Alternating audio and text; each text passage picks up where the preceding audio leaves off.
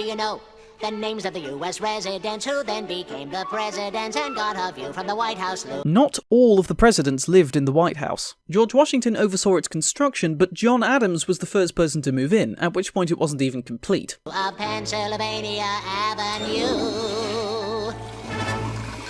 George Washington was the first you see, he once chopped down a cherry tree. This story is a well-known fable, but there's no record of it actually happening. President number 2 would be John Adams, and then number 3. Tom Jefferson stayed up to write a declaration late at night. Thomas Jefferson was not the sole writer of the Declaration of Independence. He did write the first draft, but it was amended by John Adams and Benjamin Franklin. Also, the Declaration of Independence was ratified 25 years before Jefferson took office. So he and his wife had a great big fight, and she made him sleep on the couch all night. This may be a funny image, but in actuality, this most likely didn't happen. In fact, around that time, Jefferson's wife was severely ill after miscarrying. James Madison never had a son. True, he never had a son of his own, but he did gain one through marriage. Then he fought the War of 1812. James Monroe's colossal nose was bigger than Pinocchio. This probably shouldn't be an inaccuracy, but I find it incredibly funny with how pedantic he was about everything else that he didn't say this was an inaccuracy. John Quincy Adams was number 6, and it's Andrew Jackson's butt he kicks, so Jackson learns to play politics. Next time he's the one that the country picks. That's not quite how it happened. Andrew Jackson actually got more votes than John Quincy Adams in the 1824 elections, but neither of them gained a majority, so the president was picked by the House of Representatives, and controversially they picked John Quincy Adams. This is actually the only time this has happened since the passage of the 12th Amendment, as well as the only time that the candidate who became president did not have the most electoral votes. Martin Van Buren, number 8 for a one-term shot as chief of state. William Harrison, how do you praise? That guy was dead in 30 days. John Tyler, he liked country folk. And after him came President Polk. Zachary Taylor liked to smoke. His breath killed friends whenever he spoke. Not only could I not find evidence backing up this claim, I also couldn't find evidence backing up this reputation at all. Most of what I found on Zachary Taylor didn't even mention his smoking habits. He missed what is in my opinion the most glaring inaccuracy about this, which is the fact that that isn't even a picture of Zachary Taylor, but of Winfield Scott. 1850, really nifty, Millard Fillmore's in. Millard Fillmore is generally considered to be one of the worst presidents in United States history, so very few historians would describe him as nifty. Young and fierce was Franklin Pierce. Franklin Pierce was only really young by presidential standards, being inaugurated at age 49. The man without a chin. Follows next a period spanning 4 long years with James Buchanan. Then the South starts shooting cannon. But those cannons were not aimed at James Buchanan, who left office a month before the Civil War began. And we got a civil war. A war down south of Dixie. Up to bat comes old Abe Lincoln. There's a guy who's really thinking. Kept the United States from shrinking, saved a ship of state from sinking. If this is meant to represent states, it'd be wrong. The Confederacy only ever held 11 states, so I guess they did the scores like this to make it seem closer. Which, by the way, it wasn't, because the Union held 23 states. One final note, 16 plus 15 equals 31. In 1861, there were 34 states across the Union and the Confederacy, and during the war that number grew to 36 as West Virginia and Nevada were admitted to the Union.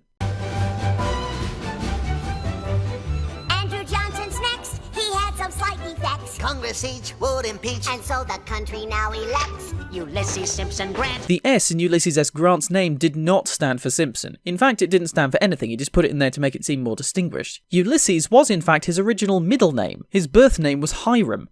Slight inaccuracy with this. The S in Ulysses S. Grant did stand for Simpson, it just wasn't his middle name.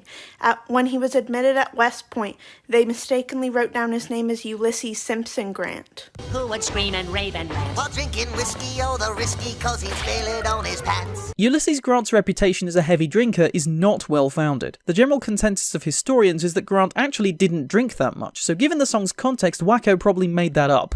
It's 1877 and the Democrats would gloat, but they're all amazed when Rutherford Hayes wins by just 1 vote. James Garfield someone really hated cause he was assassinated. Chester Arthur gets instated, 4 years later he was traded.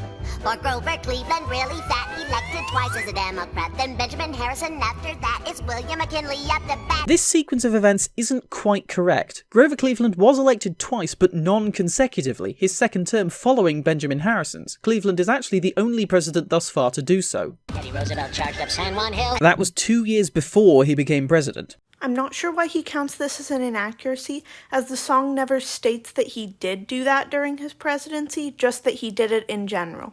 President Taft, he got the bill. In 1913, Woodrow Wilson sun takes us into World War I. World War I didn't actually begin until 1914, and America didn't enter into it until 1917. The United States did not take part in the Battle of Gallipoli, or the Battle of the Somme, or the Battle of Verdun. In fact, with the sole exception of the Meuse-Argonne offensive, which the US did take part in, these battles all took place before the United States even entered into the war. Incidentally, they are also not in chronological order. The Meuse-Argonne offensive took place from the 26th of September to the 11th of November 1918, whereas Gallipoli took place between the 19th of February 1915 and the 9th of January 1916. The Somme was between the 1st of July and the 18th of November 1916, and Verdun was the 21st of February to the 18th of December 1916. Warren Harding next in line. It's Calvin Coolidge, he does fine. Calvin Coolidge didn't exactly do fine. The consensus seems to be that he did kind of meh. I think he meant Calvin Coolidge did slightly worse than they said, but usually those two words mean the same thing, so I'm not sure. Then in 1929 the market crashes and we fight. It's Herbert Hoover's big debut. Herbert Hoover's term began before the 1929 market crash. He gets the blame and loses too. Franklin Roosevelt, president who helped us win in World War II. Hitler's Germany was not the only enemy in World War II. The United States also declared war on Japan 3 days before they declared war on Germany, and Japan surrendered after Germany did.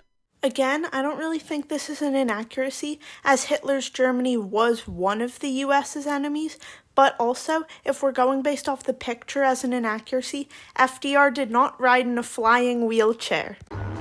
Harry Truman, weird little human, serves 2 terms and when he's done. It's Eisenhower who's got the power from 53 to 61. John Kennedy had Camelot, then Lyndon Johnson took his spot. Richard Nixon, he gets caught, and Gerald Ford fell down a lot. This only happened once, allegedly due to a knee injury.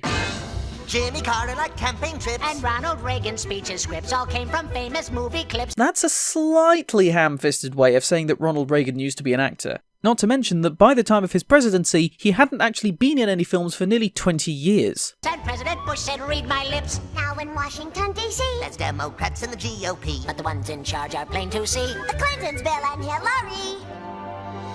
The next president to lead the way, well, it just might be yourself one day. Then the press will distort everything you say. So jump in your plane and fly away. Since this song airing, these people have been elected president. George W. Bush in 2001, Barack Obama in 2008, and Donald Trump in 2016. Also in 2002 and 2007, the 25th Amendment was invoked, meaning that George Bush's Vice President Dick Cheney acted as president in those 2 years for a grand total of 4 hours and 20 minutes. Not an inaccuracy, but when he says Dick Cheney acted as president, he means he was acting president and he never actually served as president. If you enjoyed this video, please consider subscribing and watching my other videos, since I put a lot more effort into those than ones like this.